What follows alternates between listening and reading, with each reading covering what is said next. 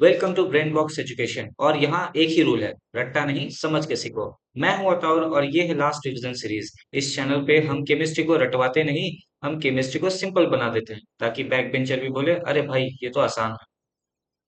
तो आज का चैप्टर है केमिकल रिएक्शन एंड इक्वेशन। ये चैप्टर सीबीएसई का एटीएम मशीन है। हर साल मिनिमम 9 से 10 मार्क यहीं से ही एमसीक्यू, असेशन, रीजनिंग, केस बेस्ड सब कुछ। मतलब अगर ये चैप्टर स्ट्रांग हो तो केमिस्ट्री का गेम आधा जीत चुके हो। इस चैप्टर को स्किप करना मतलब पेपर में खुद को रोस्ट करना। तो चलिए चैप्टर पे चलते हैं। तो सबसे पहला बात आता है फिजिकल चेंज। फिजिकल चेंज क्या है? A change in which the form of physical proportion of a substance are altered but it is chemical proportion remains same। मतलब कि तुम्हारा हेयर स्टाइल बदलना जो है फिजिकल चेंज है। ठीक है, मतलब या तो वही रहा, बस स्टाइल ही चेंज हुआ है ना। तो फिजिकल चेंज में क्या होता है ना, ये रिवर्सिबल रिएक्शन होता है और यहाँ पे कोई भी नए सब्सटेंस नहीं फॉर्म होते हैं। ठीक है, ओनली फिजिकल प्रॉपर्टीज जैसे कि उसका साइज, शेप, स्टेट और अपीयरेंस, ये सब क्या होते हैं ना, चेंज हो जाते हैं। ठीक है, तो इसका एग्जांपल लेते हैं melting of ice, boiling of water और ब्रोकिंग बोन। ठीक है, तो वाटर जब बॉईल होता है तो क्या होता है? लिक्विड से गैस में कन्वर्ट होता है। आइस मेल्ट होता है तो क्या होता है? आई सॉलिड से लिक्विड में कन्वर्ट होता है। और ब्रोकन बोन क्या होता है? वो टूट जाता है तो वापस वो फिक्स हो सकता है ना। अब आते हैं केमिकल चेंज पे। A change in which one और मोर सब्सटेंस आर फॉर्म। तो यहाँ पे क्या होता है? एक या एक से ज्यादा सब्सटेंस फॉर्म होते हैं with different properties from the original substance. तो जो नया सब्सटेंस बन रहा है उसका प्रॉपर्टी क्या होगा? पहले वाले से डिफरेंट होगा। ठीक है, और ये जब एक बार हो जाता है तो ये इरिवर्सिबल होता है। याद रखना, फिजिकल चेंज क्या है? रिवर्सिबल। ठीक है, whereas chemical change is irreversible। ठीक है, it involves breaking and forming chemical bonds। और यहाँ पर क्या होता है? हमेशा एनर्जी ऑब्जॉर्व होता है या रिलीज होता है, या एनर्जी ऑब्जॉर्व होता है या तो रिलीज होता है। ठीक है, तो सबसे पहला बात अब ये पूछोगे सर चैप्टर का नाम ही है केमिकल रिएक्शन, तो केमिकल रिएक्शन होता क्या है? रिएक्शन का मतलब बस इतना है, पुराने बॉन्ड्स टूटेंगे और नए बॉन्ड्स बन जाएंगे, जैसे आपके रिलेशनशिप। तो देखो, a chemical reaction is a process in which one or more substance or a reactant undergo a chemical transformation। जो रिएक्टेंट होते हैं वो क्या होता है?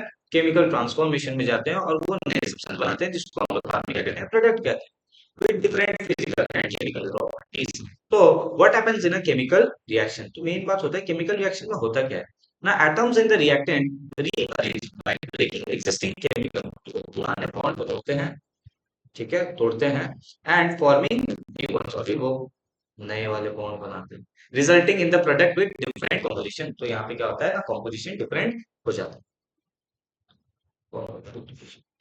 तो देखो, what are the indicators of chemical change? तो हम लोग मानेंगे कैसे कि केमिकल चेंज होता है, मतलब एक रिएक्शन में केमिकल चेंज हो रहा है या नहीं हो रहा है। तो देखो वहां पे क्या होगा ना, उसका स्टेट चेंज होगा, वहां पे कलर चेंज होगा, है ना। इवोल्यूशन ऑफ गैस भी होते हैं, चेंज इन टेम्परेचर भी होते हैं, फॉर्मेशन ऑफ प्रेसिपिटेट भी होते हैं, और इमिशन ऑफ लाइट और साउंड भी होते हैं, है ना। जैसे कि स्टेट चेंज में क्या होता है ना, कंबशन होता है, सॉलिड से लिक्विड में चेंज होता है। कलर में देखा जाए तो आयरन जैसे कि रेडियस फ्रॉम से हो जाता है ना। Evolution of gas, hydrogen gas होता है, नाइट्रोजन डाइऑक्साइड का ब्राउन गैस होता है ना। Change in temperature exothermic endothermic होते हैं, है ना। प्रेसिपिटेट में solid forming a liquid solution. Emission of light और साउंड में यहाँ पे क्या होता है? ब्राइट लाइट आता है, जैसे मैग्नीशियम को आप जब चलाते हो। ठीक है ना। तो आपको तो ये इंडिकेटर्स आपको केमिकल रिएक्शंस का तो समझ में आता ही होगा, जैसे लाइफ में होते हैं लोगों के चेंज होने के, वैसे ही रिएक्शन में भी चेंज होने के आते हैं। तो अब आता है क्या ना, बर्निंग ऑफ मैग्नीशियम। ठीक है, तो मैग्नीशियम जब जलता है तो हॉलीवुड मूवी की तरह फ्लैश बैंग लगता है। ठीक है, तो magnesium reacts with oxygen in air to form magnesium oxide. ठीक है, और मैग्नीशियम ऑक्साइड क्या होता है? एक व्हाइट पाउडर होता है। ठीक है, जैसे कि 2Mg plus O2 gives MgO। तो यहाँ पे क्या होता है? कलर चेंज होता है silver white. Okay, emission of bright white light. ठीक है, तो क्या होता है जब भी इनको मैग्नीशियम जलाना होता है ना, तो मैग्नीशियम पे ऑलरेडी ऑक्सीडेशन का लेयर होता है, जैसे फोन पे स्क्रीन का, है ना। तो उसको हमको क्या करना पड़ता है ना, सैंड पेपर से उसको रिमूव करना पड़ता है, उस लेयर को रिमूव करना पड़ता है, जैसे वहां पे रिएक्शन होगा, है ना। तो magnesium react slowly with oxygen in air forming a thick layer of magnesium oxide. Cleaning with sandpaper removes this layer to ensure a clean reaction, nuclear reaction with oxygen during burning. ठीक है, तो how to write chemical equation? तो देखो chemical equation क्या होता है ना, मान लो सी प्लस gives CO। सबसे छोटा एग्जाम्पल लेते हैं, तो इसको ये वाली साइड को हम लोग क्या कहेंगे, रिएक्टेंट कहेंगे, ठीक है।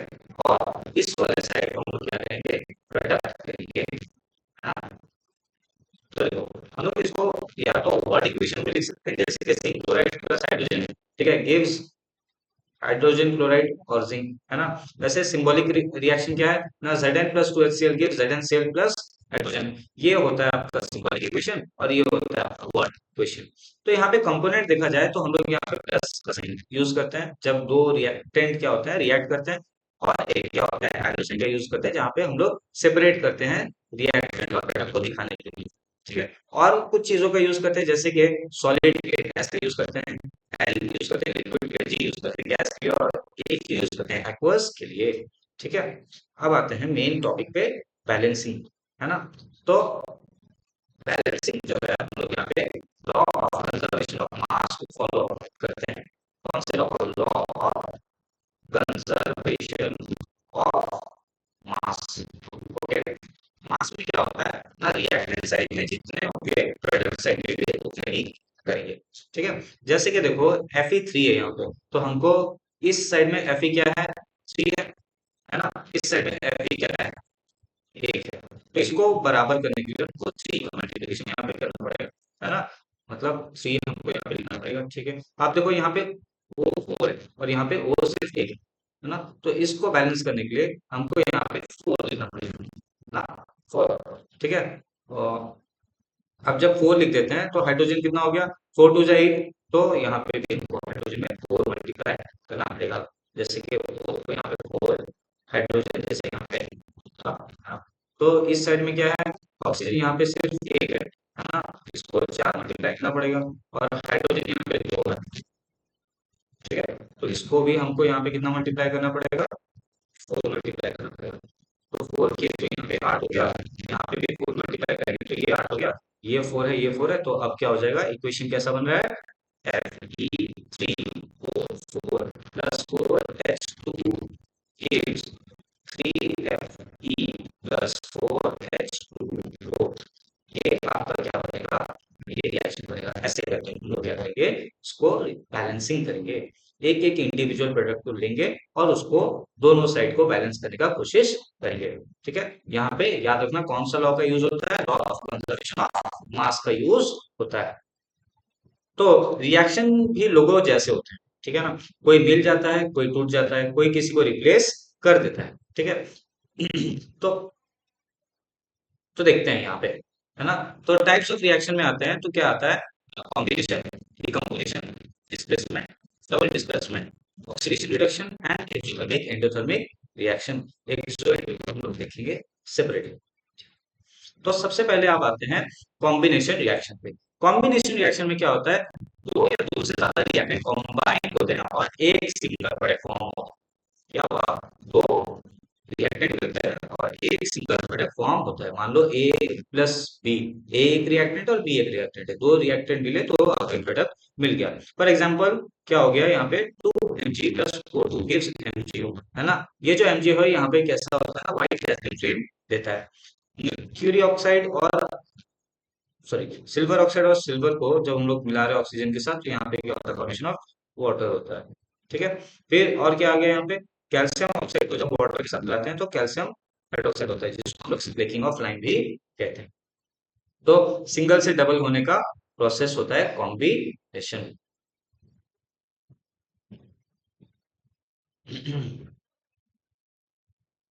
अब आता है डिकम्पोजिशन रिएक्शन। एक चीज टूट के दो बन जाएंगे, जैसे फर्स्ट, ठीक है। Decomposition, one reactant breaks into two और more similar substance for often requiring energy. Energy होता है, एनर्जी चाहिए होता है, energy in the form of heat, light and electricity. तो यहाँ पे देख लो, फॉर कैसा होता है ना, ए मान लो एक रिएक्टेंट है, वो क्या होता है, जब उस पर हीट, लाइट और इलेक्ट्रिसिटी जब दिया जाता है, तीनों में से कोई एक भी दो या कुछ भी दो, जुड़ेगा और एक ही हो जाएंगे। जैसे कि देखो HgO को जब हम लोग क्या करते हैं, हीट करते हैं तो HgO बन जाते हैं, ठीक है।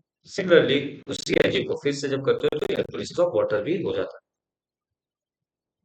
अब आते हैं डिस्प्लेसमेंट रिएक्शन पर। डिस्प्लेसमेंट रिएक्शन पे। मोर डिस्प्लेसमेंट रिएक्शन में क्या होता है ना, ज्यादा पावरफुल बंदा आता है, वीक को साइड कर देता है। ठीक है, मतलब अ मोर रिएक्टिव एलिमेंट डिस्प्लेसेस, ठीक है, less reactive element from its solution. जैसे कि जनरल फॉर्म देखता है तो क्या है, ए जब आता है बी सी साथ में होते हैं, ए क्या करेगा, बी को डिस्प्लेस करके, बी को अकेला करके, और ए सी खुद बैठ जाएगा वहां। जैसे कि Zn plus CuSO4 gives ZnSO4 plus Cu, Fe plus CuSO4 gives FeSO4 plus Cu, और Zn plus H2SO4 gives ZnSO4 plus H2। ठीक है, तो ये जो है आपका रिएक्टिविटी सीरीज है। यहाँ से सबसे ज्यादा रिएक्टेंट होते हैं, और जैसे जैसे नीचे आता है तो वो रिएक्टिविटी डिक्रीज होते जाते हैं। तो यहाँ पे एक बात क्या है, हाइड्रोजन गैस जो होता है वो कलरलेस होता है, odorless होता है, और जब भी बर्न करते हैं, जब भी उसको जलाया जाता है तो वो पॉप साउंड देता है। और क्या होता है ना, ये जब बर्निंग कैंडल को भी क्या करता है ना, एक्सटिंग्विश कर देता है, बंद कर देता है। वेयर टेम्परेचर जब इंक्रीज करते हैं तो रिएक्शन क्या होता है, हाईली एक्सोथर्मिक हो जाता है। ठीक है, फिर आते हैं types of displace.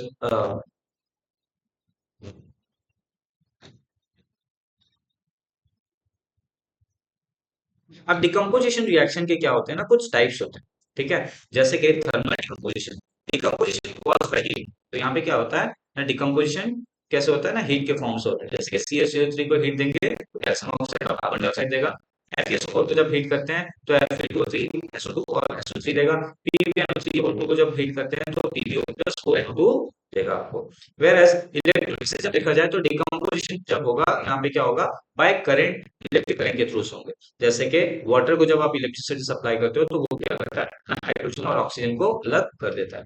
Where photolytic decomposition reaction में क्या होता है, यहाँ पे ये लाइट डिकम्पोजिशन होता है। जैसे कि AgCl को जब आप सनलाइट में रखते हो तो वो क्या करता है, टू Ag और Cl को अलग अलग डिकम्पोज कर देता है। वेयर AgBr को भी जब आप धूप में रखते हो तो Ag और Br अलग अलग हो जाता है। ये जो AgBr वाले जो रिएक्शन है, इसको हम ब्लैक एंड व्हाइट फोटोग्राफी में यूज करते हैं। Black and white photography. ठीक है, फिर आते हैं नेक्स्ट टॉपिक पे, double decomposition, I mean double displacement reaction. Double displacement reaction, exchange of ions between reactant. तो यहाँ पे क्या होता है ना, आयंस का एक्सचेंज होता है। जैसे कि A plus B minus plus C plus D minus को हम लोग लेते हैं। ठीक है, तो वो क्या फॉर्म करेगा, A जो है D के साथ फॉर्म करेगा और B जो है C के साथ फॉर्म करेगा, तो ये बनाएंगे AD और CD। For example AgNO3 plus NaCl को जब हम लेते हैं तो ये क्या करेगा, AgCl के साथ बना देगा और NaNO3 बन जाएगा। ठीक है, whereas BaCl2 और Na2SO4 लेते हैं तो BaSO4 बन जाएगा और NaCl बन जाएगा। ठीक है, whereas PbNO3 होल 2 और 2Ki लेते हैं तो क्या बनता है, PbI2 प्लस 2KNO3। ठीक है, ये वाला जो रिएक्शन है ये इसका एग्जाम्पल भी आप बना सकते हो। कैसे, क्योंकि यहाँ पे जो बन रहा है BaSO4 जो है वो क्या है, आपका प्रेसिपिटेट है। अब precipitation reaction is a chemical reaction in which aqueous solution react to form an insoluble solid। तो ये क्या बनाते हैं, insoluble solid बनाते हैं जिसको हम प्रेसिपिटेट कहते हैं। और जिस भी रिएक्शन में प्रेसिपिटेट बनता है उसको हम लोग प्रेसिपिटेशन रिएक्शन कहते हैं। जैसे कि यहाँ पे BaCl2 और NaCl4 को लिए तो BaSO4 बन गया और NaCl2 तो NaCl बन गया। तो ये जो BaSO4 है ये क्या है, वाइट PbD है। ठीक है, अब नेक्स्ट आते हैं एक्सोथर्मिक रिएक्शन पे। एक्सोथर्मिक रिएक्शन क्या है, रिएक्शन जो खुद को हीटर बन जाए। ठीक है, वो खुद को हीटर बना देता है। जैसे कि एग्जाम हॉल में तुम्हारा दिमाग एंडोथर्मिक, और रिएक्शन में एनर्जी जो आता है वो होता है एक्सोथर्मिक। तो देखो, reaction that release heat energy to the surrounding. ठीक है, जो सराउंडिंग को हीट प्रोवाइड करता है या रिएक्शन से हीट निकाल कर देता है आपको, उसको हम लोग एक्सोथर्मिक रिएक्शन कहते हैं। जैसे कि कंबशन ऑफ मीथेन, वहां पे भी हीट प्रोड्यूस होता है। कार्बन जब आप कंबशन करते हो तो भी हीट, सल्फर को कंबशन करो हीट मिलता है। क्विक फ्लेम को रिएक्शन करवाओ वाटर के साथ तो भी हीट मिलेगा। रेस्पिरेशन करो, ठीक है, तो यहाँ पे क्या होता है, एनर्जी रिलीज होता है ना। तो ये भी कौन सा रिएक्शन हो गया, एक्सोथर्मिक। ठीक है, और फिर क्या है, थर्मल रिएक्शन जो हम लोग वेडिंग में यूज करते हैं, यहाँ पर भी हमको क्या मिलता है ना, हीट मिलता है।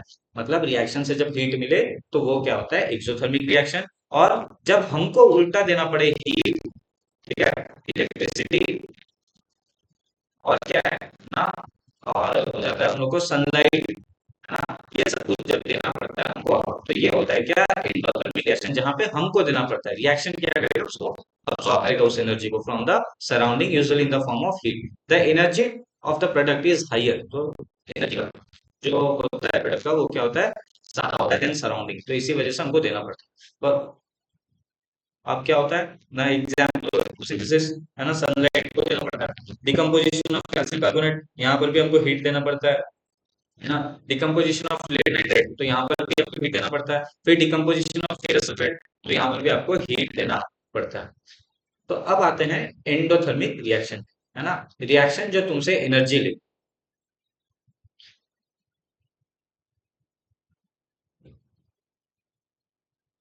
तो अब आते हैं हम रिडॉक्स रिएक्शन पे। तो यहाँ पे ऐसा होता है ना, एक रोए बिना दूसरे खुश नहीं होता, मतलब जब तक एक रोएगा नहीं दूसरा वो खुश नहीं होगा। फॉर एग्जाम्पल यहाँ पे ऑक्सीडेशन होता है, ऑक्सीडेशन का मतलब क्या हो गया, लॉस ऑफ इलेक्ट्रॉन या गेन ऑफ ऑक्सीजन, यहाँ पे इलेक्ट्रॉन लूज होंगे या गेन ऑफ ऑक्सीजन होंगे, वेयर रिडक्शन में क्या होता है, गेन ऑफ इलेक्ट्रॉन और लॉस ऑफ ऑक्सीजन। ठीक है, जहां पर क्या होता है ऑक्सीजन ऐड होता है तो वो होता है क्या का ऑक्सीडेशन, जहां पे ऑक्सीजन चला जाता है वहां पे क्या होता है, रिड्यूस होता है। जैसे कि कॉपर प्लस ऑक्सीजन किए तो क्या बन गया, कॉपर ऑक्साइड बन गया, है ना, ये था ऑक्सीडेशन। वेर एज रिडक्शन में क्या हो गया, CO है, और उस वाटर हाइड्रोजन के साथ जब रिएक्ट करवाते हैं, यहाँ पे CO ऑक्सीजन, तो ये क्या होता है, लूज करके हाइड्रोजन को ऑक्सीजन सप्लाई देगा और वो वाटर बना देगा, और इसको हम रिडक्शन कहेंगे। वेरस कॉपर जो ऑक्सीजन लेता है वो कॉपर ऑक्साइड बनाता है, और इसको हम लोग क्या बोलते हैं, ऑक्सीडेशन कहते हैं। ठीक है, तो रिडॉक्स रिएक्शन वेरी इजी है, ऑक्सीडेशन में लॉस होता है और रिडक्शन में क्या होता है ना, गेन होता है। ठीक है, किस चीज का गेन ना, ऑक्सीजन का गेन, लॉस किस चीज का, ऑक्सीजन का लॉस होता है। अब आते हैं कोरोजन पे। कोरोजन क्या है, when a metal is attacked by substance around it such as moisture. ठीक है, मॉइस्चर में क्या होता है ना, मॉइस्चर में वाटर वेपर होते हैं और ऑक्सीजन होता है। ठीक है, या एसिड के साथ भी जब रिएक्ट करता है तो वो कोरोड हो जाता है। ठीक है, उसमें जंग लगना स्टार्ट हो जाता है, and this process is called corrosion. इस प्रोसेस को हम लोग क्या कहते हैं, कोरोजन कहते हैं। इनडायरेक्टली जब आयरन डिप्रेशन में चला जाता है तो रस्ट आ जाता है उसमें। ठीक है, तो रस्टिंग ऑफ आयरन का ये हो गया आपका equation, 4Fe+3O2 gives 2 4Fe+3O2 plus 2 molecule of water gives Fe2O3 और वाटर देते हैं। ये जो है आपका क्या है ना, रस्ट का एग्जाम्पल। ठीक है, तो देखो टार्निशिंग कॉपर, कॉपर कलर क्या हो जाएगा, ग्रीन हो जाएगा। टार्निशिंग सिल्वर, तो सिल्वर कलर क्या हो जाएगा, कोरोजन के बाद ब्लैक हो जाएगा। ठीक है, तो हम लोग इसको प्रिवेंट कैसे कर सकते हैं, प्रिवेंट का याद रखना, पी जी। ठीक है, पी से हो गया पेंटिंग, पेंटिंग करेंगे तो एक बैरियर चढ़ जाता है उससे, जो क्या करता है वो एक बैरियर की तरह काम करता है अगेंस्ट एयर एंड मॉइस्चर। ओ से होता है ऑयलिंग या ग्रीसिंग, ग्रीसिंग करते हैं तो ये क्या करता है, direct contact with oxygen, oxygen के साथ कांटेक्ट को रिड्यूस कर देता है। और जी फॉर गैल्वेनाइजेशन, गैल्वेनाइजेशन करने से क्या होता है, यहाँ पे कोटिंग चढ़ा देते हैं हम जिंक का, जिससे वो क्या होता है ना, मेटल को प्रोटेक्ट करता है।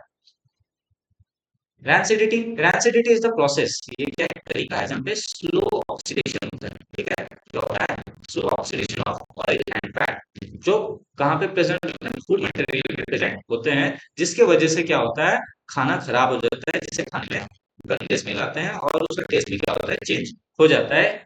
तो when cooked food items are left for a long time they become rancid, खाना जब बन जाता है और ज्यादा देर तक उसको रख देते हो तो वो रैंसिड हो जाता है, और वो रैंसिड खाना अनसुटेबल होता है कंजम्पशन के लिए, मतलब उसको खाया नहीं जा सकता।